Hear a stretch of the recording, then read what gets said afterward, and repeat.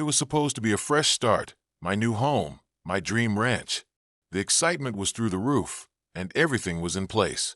I was moving in, bringing my belongings into the house that I had worked so hard for.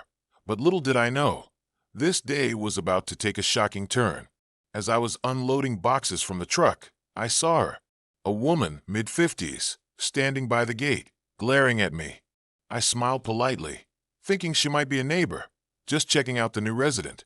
But instead of a greeting, she stormed up to me, arms crossed, demanding to know what I was doing. I told her I was moving into my own property, and that's when she dropped the bombshell. "You're trespassing. This is private property. You're not supposed to be here," she snapped.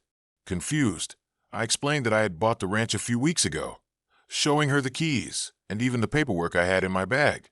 She wasn't having it. "You're lying. This place has been empty for years. You can't just barge in here and take over." I tried to stay calm, reassuring her that I was the rightful owner and that everything was legitimate. But before I could say another word, she pulled out her phone and dialed 911. "I've got an intruder on my property," she shouted into the phone, practically waving her hands in the air like she was directing traffic. I was floored. How could this be happening?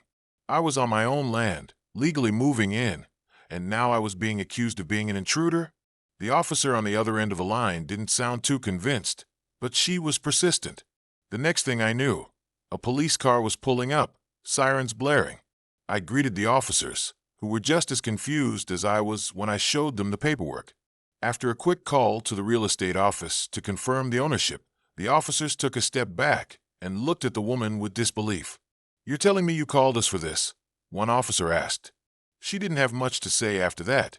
Needless to say, the situation was resolved without any arrests, but I couldn't believe the lengths some people would go to. All I wanted was to move into my new home, but this HOA Karen was determined to make my first day there a nightmare. So what did I learn? Trust your paperwork, and always be ready for the unexpected, especially when dealing with a Karen who's more interested in causing trouble than being reasonable. This was a story I'll never forget, and I'm sure my neighbors won't either.